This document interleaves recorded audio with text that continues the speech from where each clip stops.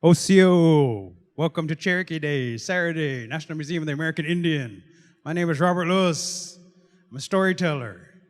So while you're walking around looking at the purchases to buy, because nothing says love like a Cherokee-made item, make sure you come to these artisans, look at their baskets, their pottery, their jewelry, their weavings, blowguns, masks, wood carvings. Eddie Morrison's over there doing a self-portrait of himself on a wood carving. You should go check out that self-portrait of Eddie. It really is him. As a storyteller, I've been lucky enough to travel around the country doing this. When I was little and I was growing up, my dad would tell me stories. But my dad is Navajo and Apache. My mom's the one who's Cherokee. So they would sit there and they'd speak their language, my dad to the telephone talking to my grandma, my mom talking to my aunts and cousins. So every once in a while, I'd mix up the Navajo and the Cherokee together. I would say, awaduli. That means I want something. But then I would say ba when I met gadu, which was bread.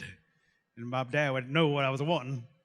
And so he'd sit there and he'd look at me and says, he wants bread. And he says, my mom would say, he's got to say gadu, bread. Oh. And then my dad would sit there and say something to me in Navajo. And I would have to answer him, and I'd answer him something in a question in Cherokee. So there's a little bit of a mixture there. But when I was growing up, in the little bitty town, Salina, Oklahoma, I was the shyest person in the class. I didn't say a word to anybody. I was very quiet and very shy. But I loved to read and I loved to draw. Art was my first love. I would draw on paper sacks, notebook paper, the wall, which is bad. You're not supposed to draw on the wall. But when I'd hear these stories that my mom and dad would tell me, I didn't realize years down the road they'd get me here to this museum. Because the first time I told a story was to save some child's life from his dad. Because he was sitting there and he was cutting up for the rest of his kids in the school. And he wasn't paying attention. And his father was coming after him. And so to save his life, I told a story. When everybody saw the story and I'd finished, they went inside the museum to walk around and look at the items. I go back to what I'm doing, but somebody saw me from the museum. All it takes is somebody to see you do this and think, hey, we could do this all the time. And they said, you're a storyteller. I said, yes. You kept those kids entertained. I said, yes. Then she looked at me and said, good job, and shook my hand. I said, thank you. Do I get a raise? No, you don't. Good job. And walked on. Because it's museums. Have to support the museums. So when I was sitting there doing these programs at these schools, all these kids would show up, school kids, communities, church groups, Boy Scouts, Girl Scouts. They would all come in there. They're interested in learning about Cherokee history and Cherokee culture. Not just them, but also foreign people would come to that museum. I'm sure this one gets people from all over the world. But the museum I worked in, Tahlequah, in Cherokee, in Oklahoma, Cherokee Heritage Center, they had the same type of people would come from all over the world. They'd come walking in there and I'd say, OCO. And they'd look at me and say, we're from France. And I have to say, bonjour, comment allez-vous? No, bonjour. Then they would say this, parlez-vous français? And I'd say, no, I don't speak French. And I say, where are you from? They say, we're from Germany. And I say, guten Tag. Oh, guten Tag. They say, sprechen Sie Deutsch? I say, nein, my Deutsch is sehr schlecht. Ich verstehe das nicht Deutsch. My German's bad. I don't speak German. I said, where are you from? We're from Russia. And I said, Privyet, Talk Dilla. And I said, Miyasavot Robert, Yani Pani Mom, Pruska. I don't speak Russian either. Look at the last group. Where are you from? We're from Texas. I say, howdy. And everybody else said, howdy too, because that's how you say hello in Texas. So now I was sitting there visiting all these groups, and they come in there. One time a man walked up to me, and he says, I see you. I said, I see you too. He says, no, I see you on TV. You talk about the Cherokees. You talk about the blowgun. You talk about the history. I look at him and said, where did you see this? He said, I see this in Morocco. 8 million people see this. I said, really? Nobody over here in America saw it. I guess that's okay. So I looked at him and said, where are you from? Your language is different. He said, I'm from Poland. I said, really? I'm interested in languages. How would you say hello in Polish? You say chase. So everybody say chase. You just learned how to say hello in Polish. I said, how would I say, how are you? Jak się masz. How would I tell him my name's Robert? Jak jem. Then you say your name. I said, okay, good. He looked at me, he said, you're good with languages. I said, thank you. He said, I will teach you one more phrase. I said, what is it? Ji shai chai nit askapoya. And I looked at him and said, what did I say? He looked at me, you said, I will not scalp you today. And I looked at him, I said, I can't tell Polish people I won't scalp you today. I'll lose my job, man. He says, no, be funny. And he leaves. He's gone. Don't think anything about it. 3 months go by. Bus pulls up like you see them sitting outside. People are walking in the museum. They're not in our scheduled tour group. We're trying to figure out who they are because we got to know who they are to greet them. The museum director comes out and says, Robert, we have an unexpected group that just showed up here. I said, I know, where are they from? They just landed in Tulsa at the airport. I said, really? They're from Europe? Really? They're from Poland? Really? He said, would you show them around? I said, sure. So I go to greet all 60 of these Polish people walking into the museum. They look at me and they say hello to me in Cherokee. OCU, OC hey, OC hi. Anyway, you can mess up OCO, they did it. That's all right, they're trying to learn. So I looked at all of them and I said, Chase. And they stopped dead in their tracks. I said, Yak Shamash. They went, oh. I said, Yak Yim, Robert. They said, look, Ian, he speak Polish, look at him. I said, forgive me, but one of your countrymen taught me to greet you like this. Jisha Chanida Skapoya. And they went, whoa, click, click, click, click, click. Took all these pictures, plastered Facebook. My director called me down and said, explain this picture to me. Why does it say he will not scalp us today? I said, look, they still have their hair, they're happy, they're smiling. And I went on with it. But being a storyteller, usually when I would do this, I would have people come out and help me. So do you children want to help me? You're walking away. He's walking away. He's walking away. Spider-Man, you want to help me? You want to help me? Come here. You get to stand out here with me. A long time ago, all of the animals would talk to you and tell you a story, tell you why things are the way they are, why animals look the way they did. Some were tall, some were short, some liked to swim, some ate way too much, some slept all day. But at one time, when all the animals will talk and tell a story, this is one of them. Everybody say G-stew. G-stew. G-stew is rabbit. Rabbit causes trouble and mischief. Rabbit gets in trouble, has to figure out some way to get out of it. But at one time, Rabbit was walking along the world, and Rabbit says, I need to go get some water. I need to get water. I'm thirsty. I'm thirsty. Going to go get water, runs into this big, mean-looking wildcat. You look big and mean. Come here. So as the wildcat's been tracking this rabbit through the woods, it comes tearing out through the woods. Watch him tear. Look there. He jumps out and says, I'm hungry. I'm hungry. Want to eat. I want to eat. You look good. You look good. Tasty. Tasty. Chewable. Chewable. Say, you can't eat me. You can't eat me. I'm skinny. I'm skinny. I'm bony. I'm bony. I don't have much of a meal I don't have much of a meal to feed you. to feed you. I don't care. I don't care. Starving. Starving. Hungry. Hungry. I need food. I need food. All I've had is a bug.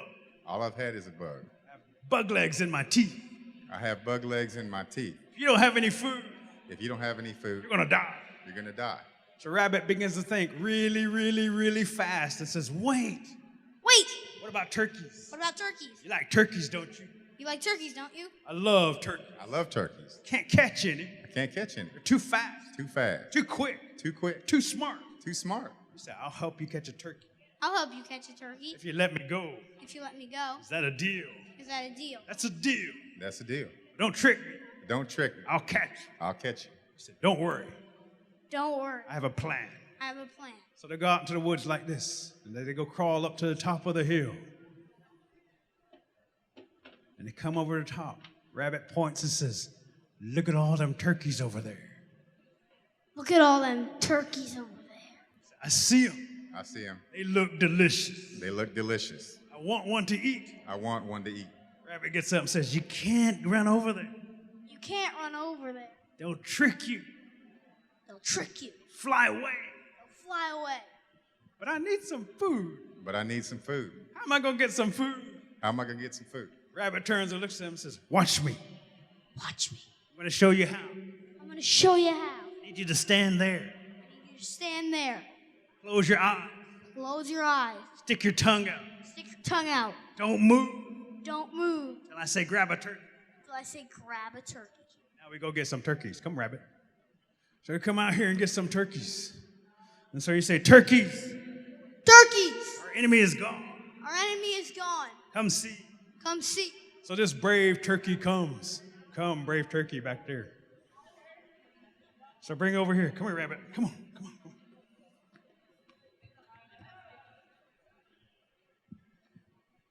And so you stand up, and you say, turkeys, Turkeys, look, look, our enemy's gone. our enemy's gone. You say, I don't think it's gone. I don't think it's gone. It's moving. It's moving. Eyes are open. Eyes are open. Look, it's looking at me. He's looking at me. I tell you, he's gone. I told you he's gone. I got a stick. I got a stick. I'm gonna poke that wildcat in the belly. I'm gonna poke that wildcat in the belly. Bring your stick over here. Poke. And come back. Say that. You see that? You see that? It's gone. It's gone. I don't believe it. I don't believe you. It's moving. It's moving. It's rubbing his head. Rubbing his head. It's looking at me. Looking at me. It's alive. It's a lie. You're trying to trick me. Trying to trick me. I said, no, I'm not. No, I'm not. Still got that stick. Still got my stick. I'm gonna spank that wildcat. I'm gonna spank that wildcat right. Come right over here. Pow! You come back. What about that? What about that? You sit there. I think it's still moving. I think it's still moving. It's grinning. And grinning. It's looking at me. It's looking at me. I'm worried. I'm worried. I think I'm gonna die. I think I'm gonna die. Watch this. Watch this. Rabbit throws a stick down, reaches up, grabs some whiskers on that cat's face, and pulls it off. And looks at that turkey, says, what about that? What about I believe you. I believe I you. think it's gone. I think it's gone. What should we do? What should we do? We sing a song around the wildcat we sing a song around the wildcat and a dance. and then dance. Watch me. Watch me. It's a victory song. It's a victory song. It looks like this. Looks like this. Here we go. Ready? Wildcat's gone. Wildcat's gone. Wildcat's gone. Wildcat's gone. Wildcat's dead. Shake your bottom at the wildcat. Shake your bottom at the wildcat. You say, like that? Like that. Okay. Okay. So now the turkey comes, does his version. You say, Wildcat's gone. Wildcat's gone. Wildcat's dead. Wildcat's dead. Shake your bottom at the wildcat. Shake your bottom at the wildcat. Keep going. Wildcat's gone. Wildcat's gone. Wildcat's dead. Keep going. Keep going. Keep dancing. Keep dancing. Come this way. You say, grab a turkey. Grab a turkey. Grab a turkey. Rawr. And rabbit comes over here. You say, good. Good. I'm free now. The wildcat said, yes. Yes, I'll let you go. I'll let you go. But you spanked me too hard. But you spanked me too hard. I'll remember that. I'll remember it. I got lunch, I got lunch, dinner, dinner, midnight snack. midnight snack. You say, but I'm free. But I'm free. Yes. Yes, you are. The only thing that turns out bad in all of this is the turkey. It still makes a sound to warn other turkeys to remember this story. And you all have heard this sound because you all do it when Thanksgiving comes around and Grandma says grace and y'all do this. Gobble, gobble, gobble, gobble, gobble, gobble. The turkeys are reminding themselves of this story. So we all look out there and we all bow. Man, you're free. Good job, Rabbit.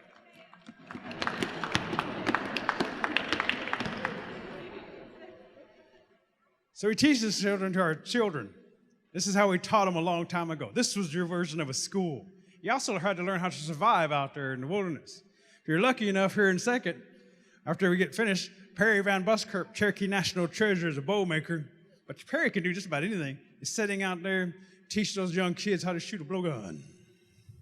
Blowgun in the dark. Sometimes little kids are funny because if we're going to shoot the blowgun now, they all do this. All that's coming out of that blowgun is air. That's it. Like you're blowing up a balloon. Gistu causes trouble and mischief. Rabbit always got into trouble. Rabbit always had to figure out some way to get back out of it.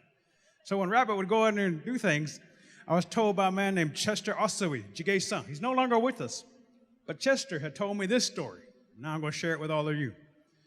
Rabbit at one time was sitting out there in the wilderness, and Rabbit says, I'm thirsty, I need some water. He runs into a bear. And this bear's sitting there eating. And Rabbit says, Bear, I need some water. You're blocking my path. Get your big belly out of my way.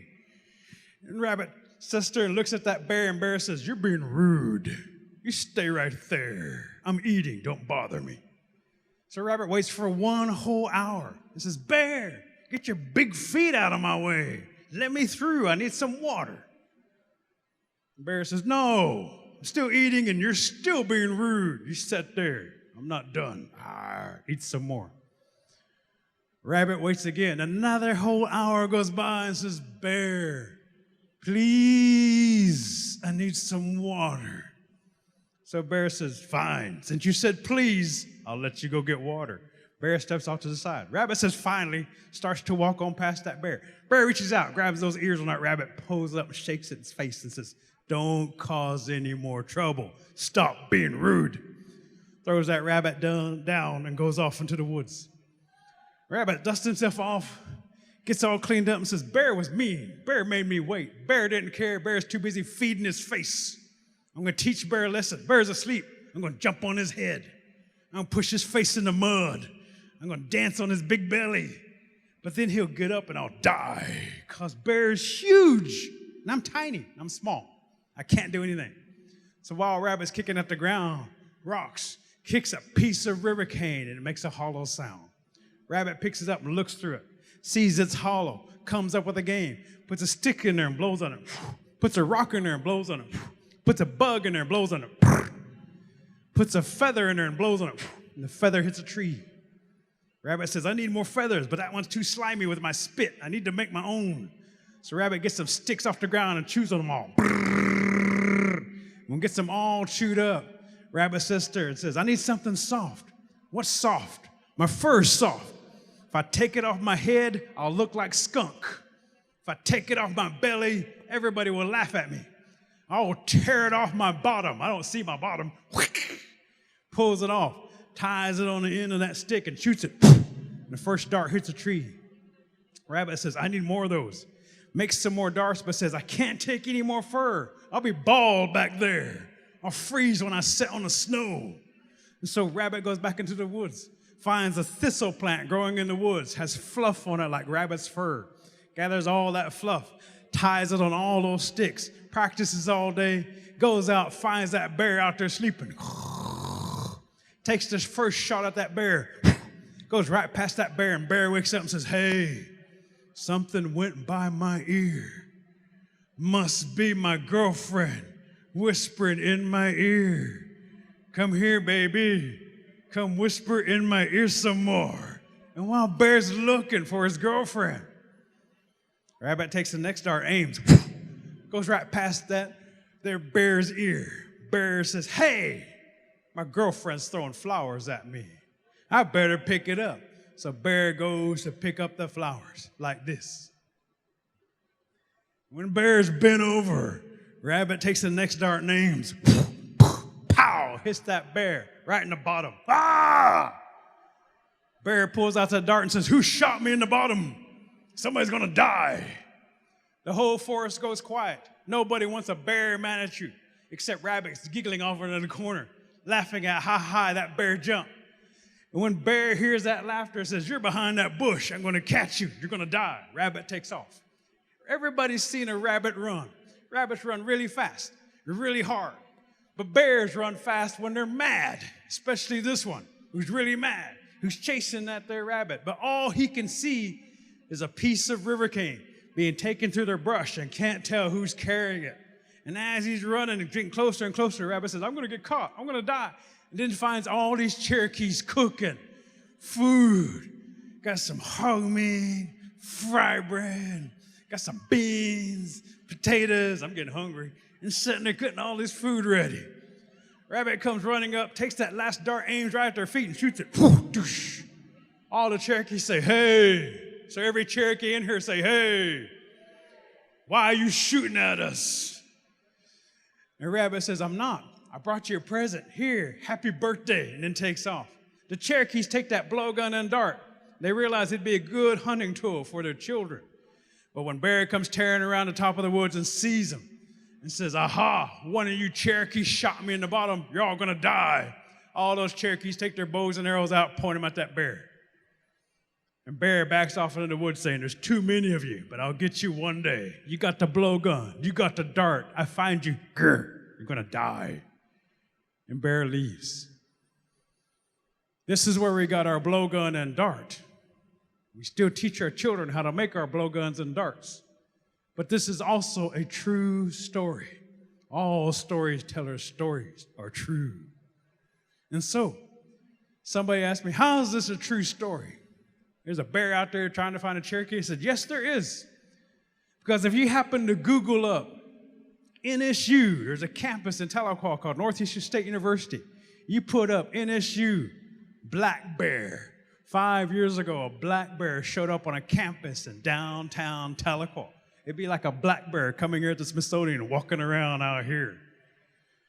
They chased it up a tree. They shot it in the bottom, and they took it away. And I tell those kids, it's the same bear trying to find a Cherokee that shot it in the bottom. Who actually shot bear in the bottom? But the rabbit, yeah. We tell bear this, but nobody speaks bear's language anymore. Hey, you came back. All right, cool. So that's where we got our bear story. Now, Perry Van Busker's out there. I think he's going to show you how to do an ad-laddle and throw that up there on top. I've seen Perry hunt with everything from bows, blowguns. He's taught me how to make a bow. Kathy Van Busker sitting over there. Wave, Kathy. There you go. Making baskets. They're like family to me. I want to make sure they're taken care of. Which is why when you get them out here and visit with all the Cherokees, we're all sitting there, we treat each other like family. We take care of each other. You can know your family, especially when they start to pick on you every once in a while about something you say or do, or something you say or did. Last night I heard from Perry that he did a snake dance. I bet you didn't know Cherokees had a snake dance. But it happened when he was out there hunting crawdads, and he sat there, had his gig, and a snake came at him, and he sat there and he said, I'm going to get rid of this snake. And he hit that water so much, mud went everywhere, and he couldn't see it. And his brother says, there it is. And that snake was swimming right here. And so when he got close to Perry, Perry was doing this.